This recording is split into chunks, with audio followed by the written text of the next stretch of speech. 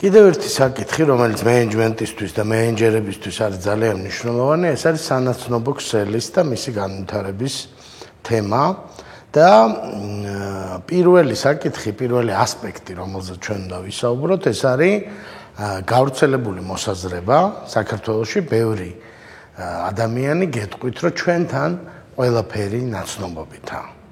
საქართველოში ყველაფერი არის ნაცნობობით და ეს მოსაზრება არ არის შორს სიმართლისგან თანამედროვე მენეჯმენტის თეორეტიკოსების აზრისაც, ოღონდ ისინი თვლიან, რომ საქართველოში კი არ არის ყველაფერი ნაცნობობით, არამედ ყველგან ყველაფერი არის ნაცნობობით, ხო? თუმცა ამ კატეგორიულ განცხადებას სჭირდება განმარტება, ასე ვთქვათ, რა ნაცნობობაზეა საუბარი, იმიტომ რომ ქართველები როცა ამბობენ, რომ ყველაფერი არის ნაცნობობით, გულისხმობენ, რომ ხშირად ხდება უსამართლობა, როდესაც დაუმსახურებლად ვიღაცის ბიძაშვილი რაღაც თანამდებობას მიიღებს, ან ვიღაცის კლასელი სადღაც დაინიშნება და ასე შემდეგ, ხო? ჩვენ ცხადია, ჩვენ და მენეჯმენტის მამები ამას არ გულისხმობთ, როცა ლაპარაკობთ, რომ ყველაფერი ნაცნობობით არის, არამედ გულისხმობთ შეძენილ, ასე ვთქვათ, ნაცნობობას რა. ანუ დაახლოებით რაზე არის საუბარი?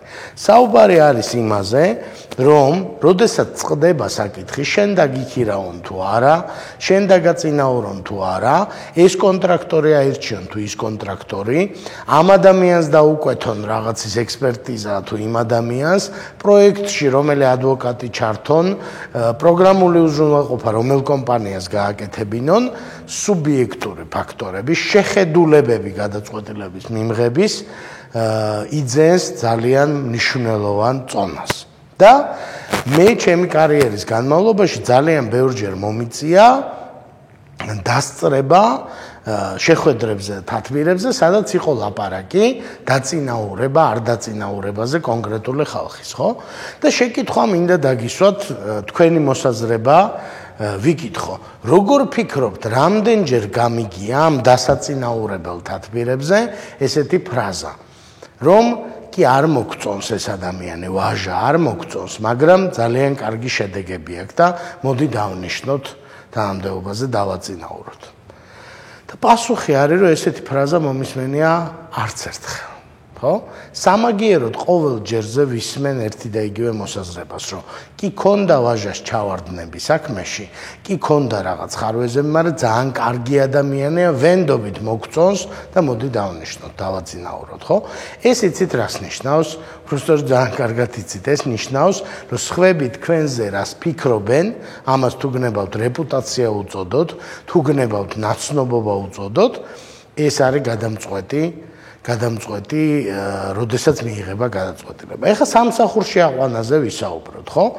სუბიექტური გადაწყვეტილებაა ეს თუ ობიექტური. ანუ როცა წყვეტენ, რომ 5 კანდიდატიდან აირჩიონ ანა და ანა აიყვანონ სამსახურში. არის თუ არა ანა ობიექტურად საუკეთესო კანდიდატი ამ თანამდებობისთვის? არ არის. ანა სინამდვილეში არის არსებულებს შორის საუკეთესო კანდიდატი, ისიც შემრჩევების მოსაზრებით. ანუ შერჩევის კომიტეტმა თუ კომისიამ თუ ჯგუფმა ანასთან გასაუბრებით, ანას CV-ს წაკითხვით შეიქმნა შტაბეჭდილება, ვინ როგორია, ან მხოლოდ ანასთან გასაუბრებით კი არა, ყველა კანდიდატთან გასაუბრებით და შესაბამისად თავის სუბიექტური მოსაზრებებით იღებენ გადაწყვეტილებას, რომ ანა აიყვანონ სამსახურში. თქვენ როცა დაგაწინაურეს, ან თქვენ როცა დაიწყეთ სამსახური, დაფიქრდით, რამდენად იყავით საუკეთესო კანდიდატი საქმისთვის. ანუ იდეალური გამოცდილება გქონდათ თუ არა, გქონდათ თუ არა იდეალური განათლება, გქონდათ თუ არა დარწმუნებული იყვნენ თუ არა თქვენი დამსაქმებლები, რომ თავს გაართმევდით და უმეტეს შემთხვევაში პასუხი გულზე ხელი რომ დავიდოთ და გულწრფელები ვიყოთ, არის რომ არ იყვნენ დარწმუნებული, ხო? არ იყვნენ ჩვენი დამსაქმებლები დარწმუნებული, მაგრამ გვენდნენ. რატომ გვენდნენ? CV-ში ამოიკითხეს რაღაცა თუ ჩვენ თვალებში დაინახეს, საუბრისას დაინახეს რაღაცა, ანუ ობიექტური კრიტერიუმებია თუ სუბიექტური. და ჩვენ ვამბობთ, რომ არის სუბიექტური. ჩვენთან ტრეინინგებზე მართვის აკადემიაში რომ მოდის ხალხი, ამ შეკითხვას ვსვამთ და როგორც კი ვამბობთ, რომ ყველაფერი ნაცნობობით არის, ატყდება ხოლმე ერთი ამბავი და აუცილებლად გამოჩნდება რამდენიმე ადამიანი, რომელიც ამბობს, რომ მე ჩემით მივახციე ყველაფერს. ჩემით მივახციე ყველაფერს. თქვენც ასე ფიქრობთ შეიძლება, ხო? და შეკითხვა მაქვს თქვენთან. ნაცნობობით ხომ არ გაჩნდით? რამ გამოიწვია თქვენი გაჩენა ამ ქვეყანაზე? ნაცნობობა. და რამ გამოიწვია ის, რომ ჯამრთელი ბავშვი გაიზარდეთ? ნაცნობობა. და ის რამ გამოიწვია, რომ კარგ სკოლაში აღმოჩნდით, კარგ პედაგოგებთან? ნაცნობობამ, ჩემო ბატონო. და ის რამ გამოიწვია, რომ თქვენ როცა ცოტა ზარმაცობდით სწავლისას, ზედ გადაყუნენ ახლობლები და ნათესავები და მეგობრები, იცით რამ გამოიწვია? ნაცნობობამ, გულშემატკივრობამ, ხო? და თქვენ რო პროფესია აირჩიეთ, ასე ვთქვათ, ეს გამოიწვია ნაცნობობამ, იმიტომ რომ რჩეველი ყავდა თქვენი მეგობარი, რომელმაც გირჩიათ, რა ვიცი, მამა, დედა, ბიძა, ნათლია და ასე შემდეგ, ხო?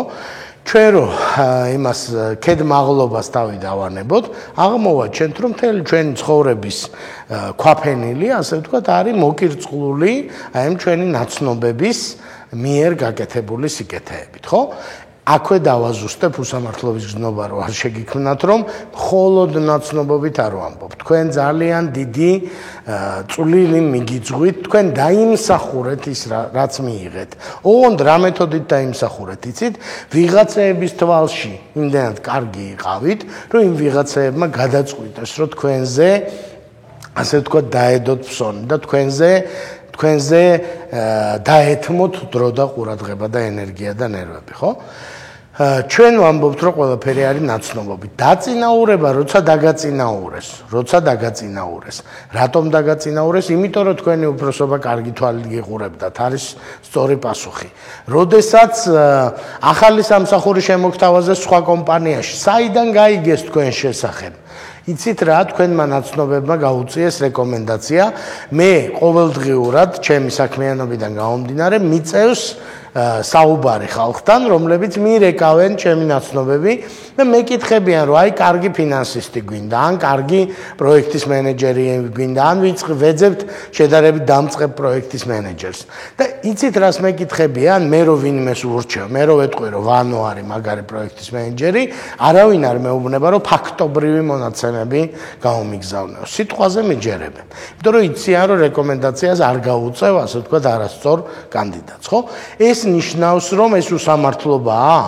მე თუ თქვენ არ გიცნობთ და ვანოს ვიცნობ და შესაბამისად როცა მკითხავენ, კარგი პროექტის მენეჯერი გვინდაო, შეიძლება თქვენ უკეთესი პროექტის მენეჯერი ხართ, მაგრამ არ გიცნობთ, მაპატიეთ და ვანოს ვიცნობ და ვანოს გაუწევ რეკომენდაციას, ხო? ძალიან ხშირ შემთხვევაში ადამიანები თვლიან, რომ თავარი არის რა წერია შენ CV-ში, მთავარია რა ცოდნა გაქვს, მთავარია რა გამოცდილება გაქვს, მე გეუბნებით, რომ ეგ არის ნახევარი სიკეთე. მეორე ნახევარი არის ვინ იცის ამის შესახებ. ხარ შენ კარგი რეჟისორი, ხარ კარგი მუსიკოსი, ხარ კარგი ფინანსისტი, ხარ კარგი ბუღალტერი. გილოცავ, ძალიან კარგი ამბავია ეს. და მეორე ძალიან კარგი ამბავი იქნებოდა ყველამ რო იცოდეს ამის შესახებ. ხო? ანუ ჩვენ ვამბობთ, რომ სანაცნობო ქსელის მნიშვნელობა, ესე იგი, სანაცნობო ქსელი დამთავრდება, მაგრამ სანაცნობო ქსელი აძლიერებს თქვენ შესაძლებლობებს. ანუ რაც თქვენ გაქვთ აქტივი, იმ აქტივის გადიდებას, გამრავალფეროვნებას იწვევს. ეხლა როგორ ვექცევით სანაცნობო ქსელს, აი ამაზე დავფიქრდეთ ერთი წუთით. ასეთი მნიშვნელოვანი აქტივი თუ არის, წესით უნდა ვეფერებოდეთ ყოველ დილას, შუადღეს და საღამოს, ხო? მაგალითად უნდა გქონდეთ ბაზა წესით, სადაც წერია თქვენი ნაცნობები. ესეთი ბაზა საუკეთესო შემთხვევაში ბევრ ჩვენგანს აქვს მობილურში, ან იმეილში, Google-ში, სადღაც, ხო? ისიც ხშირად ძალიან მოუწესრიგებელია, იმიტომ რომ ყურადღებას არ აქცევთ საკმარის და არის არეული, შეიძლება ის ტელეფონი აღარ აქვს იმ ადამიანს, იქ აღარ მუშაობს და ასე შემდეგ და ასე შემდეგ, მაგრამ ჩვენ მაინც ნაკლებ ყურადღებას ვუქცევთ. ბაზა აუცილებლად უნდა გქონდეს და უნდა იყოს მოწესრიგებული, ხო? ეხლა ერთი წუთით ვილაპარაკოთ რაოდენობებზე და შეკითხვა, რომელიც მე მინდა რომ დაგისვათ, ეს არის რამდენი ნაცნობი გყავთ? რამდენი ნაცნობი გყავთ და განმარტებას მოვაყოლებ ნაცნობის. ეს არის ადამიანი, ვისი ტელეფონი შეიძლება გაიგო, ამ წუთას შეიძლება არ გქონდეს, მაგრამ გაიგო ტელეფონი, დაურეკო, აუხსნა ვინ ხარ და დაგელაპარაკოს. ანუ მიხვდეს ვინც ხარ და დაგელაპარაკოს. ანუ თქვენი ნაცნობებად ჩავთვალოთ აი ეს ხალხი, რომელიც რო აუხსნი მიხვდება ვინ ხარ. ასეთი რამდენი გყავთ. კვლევები აჩვენებენ, რომ თითოეულ ჩვენგანს მინიმუმ კი არა და საშუალოდ 1000 ნაცნობი ყავს. ხო, ზრდასრულ ადამიანს კლასელები, კურსელები, ისინი ყოფილი თანამშრომლები, ახლანდელები, დამკვეთები, მეზობლები, ნათესავები, მოკლედ ამათი ჯამი დაახლოებით 1000 კაცი გამოდის. ამ 1000 კაციდან თითოეულს რამდენი ნაცნობი ყავს? ლოგიკურია, რომ 1000 ყავდეთ ამათაც, ხო? თქვენი 1000 ნაცნობის 1000 ნაცნობი, რო დავთვალოთ, არის მილიონი ადამიანი. 1 მილიონი ადამიანი საქართველოში არის აქტიური მოქმედი მოსახლეობის, ესე იგი ძალიან დიდი ნაწილი, ხო? ეს იცით რას ნიშნავს, რომ თქვენგან ერთის გამოტოვებით, ანუ თქვენი ნაცნობების ნაცნობებში მოიძებნება ყველაფერი. ბავშვისთვის მასწავლებელი გჭირდებათ იქარი.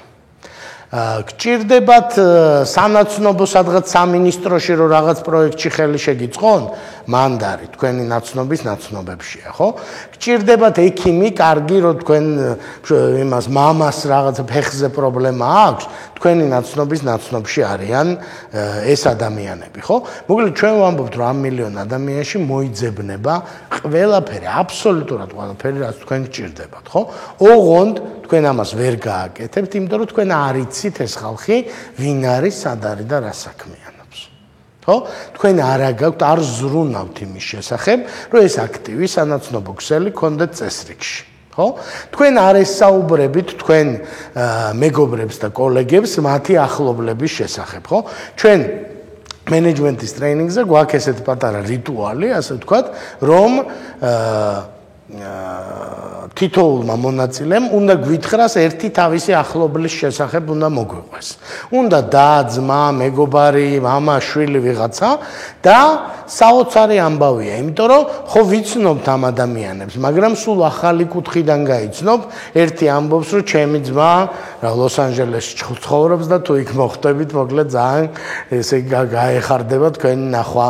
მეორე ამბობს, რომ ჩემი ბიძაშვილი და უახლოესი ადამიანი მუშაობს რაღაცა ძეგლთა დაცვის სამინისტროში. მესამე ამბობს, რომ ჩემი ის რესტორანი აქვს ჩემს ახლობელს და ასე შემდეგ, ხო?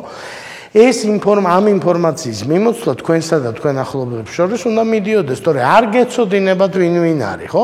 თქვენ თუ ესე მიიღეთ ფაქტად, რომ რაც თქვენ იცით, ეგ არის, არ გეცოდინებათ 10 წელი რო გავა, დღეს რო გაიცანით, ის ხალხი სად იქნება კაცმა არ იცის, ხო?